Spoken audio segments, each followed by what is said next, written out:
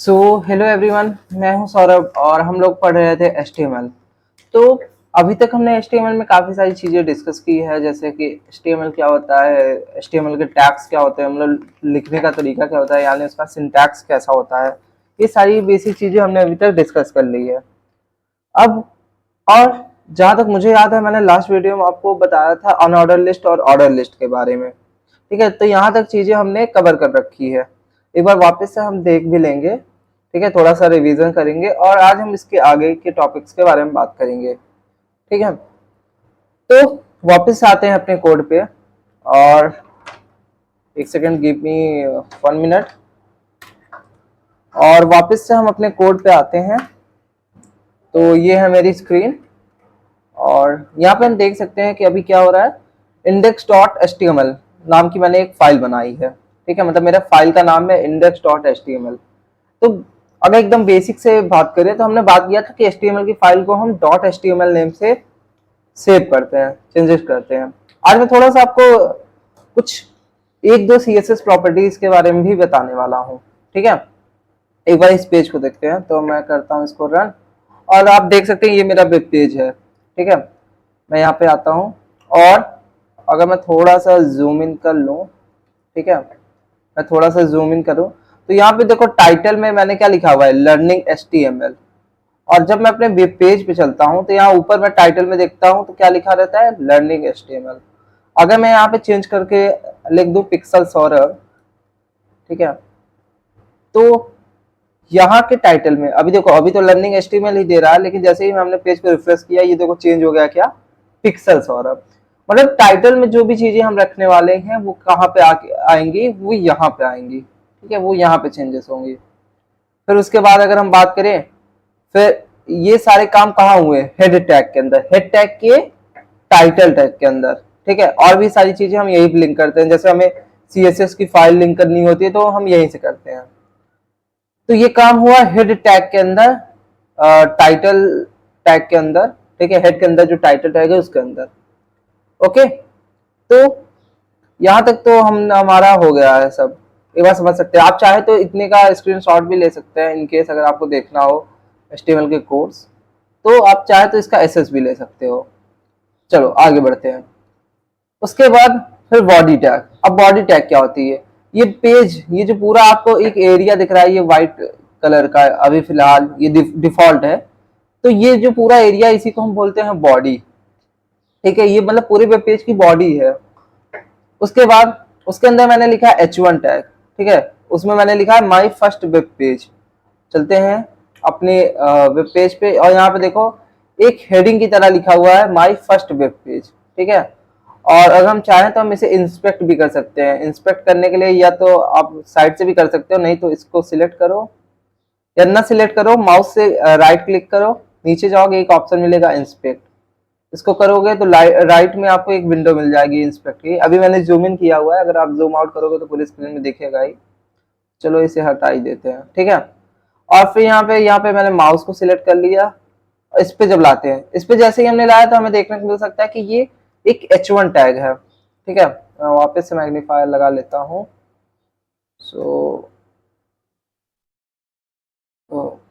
देखो जैसे ही मैं इस पे माउस लाया, देखो यहाँ पे साइड में लिखा हुआ आ रहा है पर्पल कलर का कि H1 टैग, और कलर में लिखा हुआ है #000000। अच्छा, ठीक है। फिर फॉन्ट में भी कुछ चीजें लिखी हुई हैं, छोड़ो उसको, हटाओ, आगे बढ़ते हैं। एक बार थोड़ा सा सब रिकैप कर लेते हैं ना कि जो जो चीजें अभी तक हमने बनाई हैं। तो ये थोड़ा सा इनपुट ले नहीं रहा है। हम्म, तो यहाँ तक हमने कर लिया था। फिर एक दिख रहा है कि हम एक इंट्रोडक्शन हेडिंग हमने लिखी हुई है कहाँ पे, H2 टैग के अंदर H2 लिखा हुआ है ना। तो इस चीज को भी समझते हैं थोड़ा सा। और हम क्या करते हैं, चलते हैं अपने कोड पे और यहाँ पे हम देख सकते हैं एक H2 टैग के अंदर मैंने इंट्रोडक्शन लिखा हुआ है। फिर H2 के अंदर मैंने लिखा है हेलो एवरीवन, कॉमा करके my name is Saurabh and I am here to teach HTML। फिर मैंने यहाँ पे एक टैग यूज किया है BR टैग। ठीक है, उसके बाद फिर मैंने लिखा my YouTube channel name is pixel Saurabh. तो H2 टैग से मैंने क्या किया, ये हेडिंग डाला। ठीक है, ये वाली हेडिंग मैंने पूरी डाली है, वैसे मैं ये काम पैराग्राफ टैग से करना था, लेकिन थोड़ा सा पैराग्राफ छोटा लग रहा था, तो मैंने आपको समझाने के लिए h2 किया हुआ था। और फिर यहाँ पे देखो, अभी हमारे पास काफी सारी एम्प्टी स्पेस थी, फिर भी ये लाइन नीचे से स्टार्ट हुई। क्यों हुई? क्योंकि यहाँ पे मैंने br टैग यूज किया था। br टैग क्या करता है, लाइन को ब्रेक कर देता है। ठीक है, अगर लेट्स से क्या कहते हैं, मैं यहाँ पे जाके br टैग लिख दूं, मैंने एंगुलर ब्रैकेट लगाया, br लिखा, फिर angular bracket close. br tag का कोई ओपनिंग, मतलब सिर्फ ओपनिंग होता है, क्लोजिंग टैग नहीं होता। पेज को रिफ्रेश किया और देख सकते हैं आप, ये पिक्सल सौरभ क्या कहते हैं, नीचे आ गया। इतना क्लियर है? ठीक है, कितना हो गया? ओके, तो इतना तो आप लोगों को क्लियर होगा। फिर हमने यहाँ पे OL टैग का यूज किया था। OL मतलब ऑर्डर्ड लिस्ट। अगर हम उसके शॉर्ट फॉर्म को देखें ऑर्डर लिस्ट की, तो क्या बनेगा, OL टैग। ठीक है, तो देखो यहाँ पे मैंगो, एप्पल बनाना, ये सारी चीजें क्या कहते हैं, एक पर्टिकुलर ऑर्डर में आ रही हैं। ठीक है, जैसे देखो नंबर्स भी पड़े हुए हैं। उसके बाद यहाँ पे देखो, फिर मैंने उसके बाद बनाया था क्या, अनऑर्डर लिस्ट। तो क्या कहते हैं, चीजें जो थी वो भी लिस्ट में ही थी, जैसे मैंगो, एप्पल बनाना, लेकिन उनका कोई ऑर्डर फिक्स नहीं था, ऐसे बुलेट्स पॉइंट की तरह दिख रहा, मतलब एक अनऑर्डर लिस्ट है। यहाँ तक क्लियर है? ठीक है, तो इतनी सारी चीजें हमने अभी तक डिस्कस कर रखी हैं। अब इसके आगे कुछ थोड़ी बहुत प्रॉपर्टीज को डिस्कस करने वाले हैं। अब मैं यहाँ पे आपको थोड़ा सा CSS का बताता हूँ, मतलब एक प्रकार से देखा जाए तो इंट्रोडक्शन टू CSS। ठीक है, तो हम लोग क्या करते हैं, सबसे पहले हमें CSS के लिए यहाँ पे लिखना होता है लिंक। अब मैंने कुछ एक्सटेंशंस यूज किया तो ये सारी चीजें लिख के आ गई, नहीं तो हमें ये सब कुछ लिखना पड़ता। जैसे लेट से मैं करके ही दिखाता हूँ। हमने लिखा लिंक, ठीक है, फिर उसके बाद यहाँ पे हमें रेफरेंस देना पड़ता है, क्या कि ये क्या है, एक स्प्रेडशीट करके है। वैसे मैं डायरेक्ट यही समझाता हूँ। ठीक है, स्टाइल शीट। ओके, सो आप देख सकते हैं, पहले सबसे पहले आपको जब भी कोई फाइल ऐड करना होता है HTML में, ठीक है, तो उसका मैं आपको सिंटैक्स दिखा देता हूँ। आप चाहो तो उसका स्क्रीनशॉट वगैरह ले सकते हो। तो ये आप देख सकते हो, सबसे पहले आपको एंगुलर ब्रैकेट के अंदर लिखना होगा लिंक। फिर यहाँ पे आपको बताना पड़ेगा ये रिलेशन, इसका मतलब ये किस प्रकार की फाइल है। तो स्टाइल सीड, हम एक स्टाइलिंग मतलब कुछ प्रॉपर्टी, कुछ स्टाइल देने के लिए एक कुछ ऐड कर रहे हैं। ठीक है, HREF, ये जो HREF ये होता है, ये मेनली लिंक्स को डिनोट करता है। अगर हमने एंकर टैग को डिस्कस किया है तो वहां पे मैंने बताया था कि आपको जो भी लिंक्स होती हैं हमें यहीं पे डालनी होती है। तो हम यहाँ पे उस फाइल का लिंक डालेंगे। ठीक है, तो लेफ्ट से मैं क्या करता हूँ, एक फाइल बना लेता हूँ style.css करके। ठीक है, अभी देखो ये फाइल मैंने बनाई नहीं है, मैं इसको ओपन करने की कोशिश कर रहा हूँ, तो यहाँ पे एक एरर आया कि अनेबल टू ओपन style.css। मतलब क्या इस फाइल को क्रिएट कर दूं? तो मैं कह रहा हूँ हाँ क्रिएट कर दो। नहीं तो अगर मैं ये ना करता तो फिर मेरे पास एक और ऑप्शन था, जैसे ये देखो यहाँ पे भी style.css बनी हुई है, मैं इसको कर देता हूँ डिलीट। तो जहां पे मतलब मैं अपने HTML की जहां पे मैं अपने HTML की कोडिंग कर रहा हूँ, वहीं पे मुझे क्या करना पड़ेगा, एक नई फाइल बनानी पड़ेगी। अगर आप नोटपैड पे कर रहे हो तो उसी लोकेशन पे बना लेना, और इसका नाम मैंने रख दिया style.css। अब यहाँ पे मैं एक CSS फाइल बना रहा हूँ, तो मुझे उसकी एक्सटेंशन कोड से बताना पड़ेगा कि ये किस प्रकार की फाइल है। तो यहाँ पे मुझे लिखना पड़ेगा .css। इसके बाद मैंने इंटर किया, यहाँ पे एक CSS फाइल बन गई, इसको मैं कर लेता हूँ क्लोज।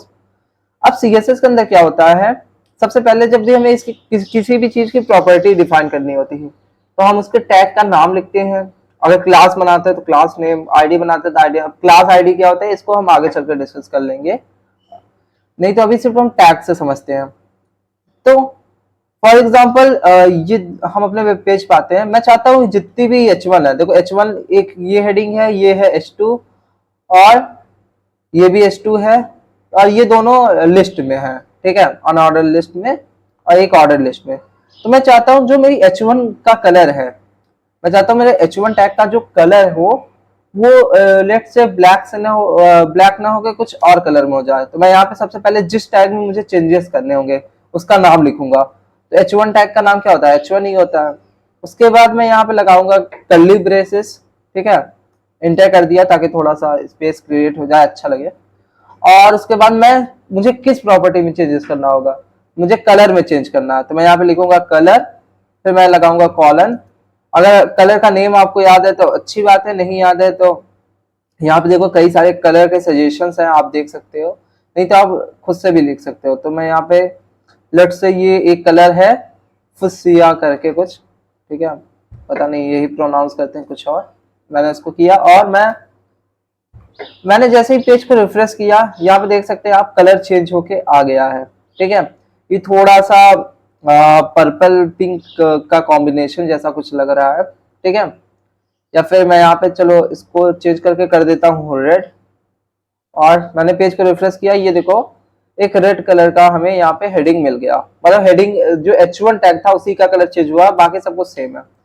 अगर मैं चाहता हूँ कि इसके बैकग्राउंड में भी कोई कलर आ जाए, ठीक है, तो मैं यहाँ पे जाता हूँ और यहाँ पे लिखता हूँ बैकग्राउंड, ठीक है, बैकग्राउंड कलर।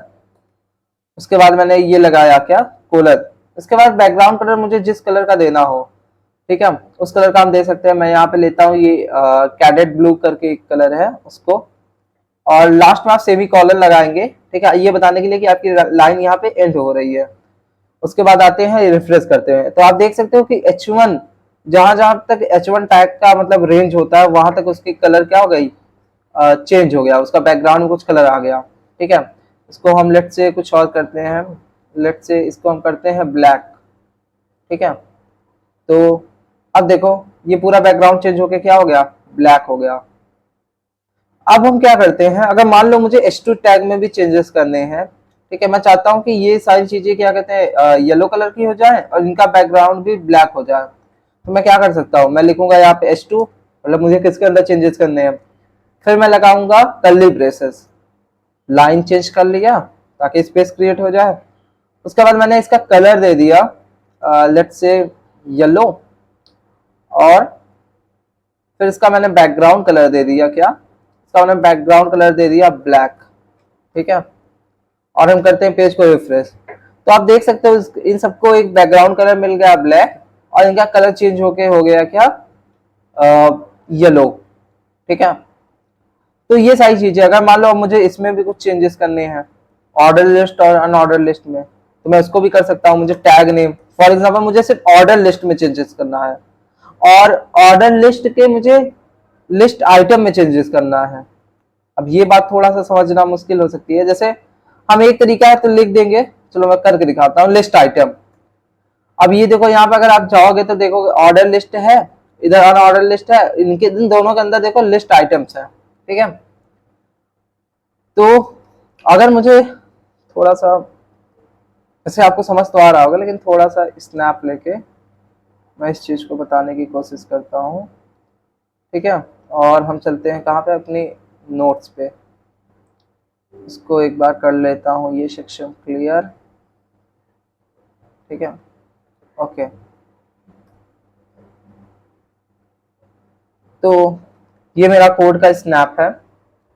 अब मैं चाहता हूं कि ऑर्डर लिस्ट के देखो, अब मुझे लिस्ट आइटम वाले टैग में चेंजेस करना है, तो मैं क्या करूंगा, यहाँ पे जाके इसके चेंजेस कर दूंगा जो भी मुझे करने होंगे, ठीक है, टैग में। जैसे अभी तक हमने H1 और H2 के लिए किया, तो हम क्या करते हैं, कुछ नहीं, CSS में चलते हैं और यहाँ पे लिस्ट आइटम, इसका क्या टैग का क्या नाम है, LI यानी लिस्ट आइटम्स। तो इसके कोड में मुझे क्या करना है, मैं इसका कलर मुझे करना है, लेट्स से सॉरी, कलर इसका करना है मुझे करना है इसको थोड़ा सा, कौन सा कलर रखूं, डार्क ब्लू, मुझे इसको डार्क ब्लू में रखना है, और इसका बैकग्राउंड कलर चेंज करना है। मुझे ऑर्डर लिस्ट का मैं बदल रहा हूँ, ठीक है, मुझे इसका बैकग्राउंड चेंज करके करना है ये कलर जो रिकमेंड हो रहा है। और मैं चलता हूँ पेज को कर लेता हूँ रिफ्रेश, तो आप देख सकते हो, ये देखो ये मैंगो एप्पल बनाना है, ये सब तो डार्क ब्लू कलर में है, बट ऑर्डर लिस्ट का बैकग्राउंड कलर चेंज हुआ, साथ ही साथ अनऑर्डर लिस्ट का भी बैकग्राउंड कलर चेंज हो गया। अब ये क्या बात हुई भाई, मुझे तो सिर्फ इसमें चेंज करना था। तो ऐसी कुछ दिक्कतें HTML का जब आप CSS प्रॉपर्टी को डिफाइन करते हो तो आती है। अब ऐसा क्यों आया, इस चीज को भी समझ लेते हैं।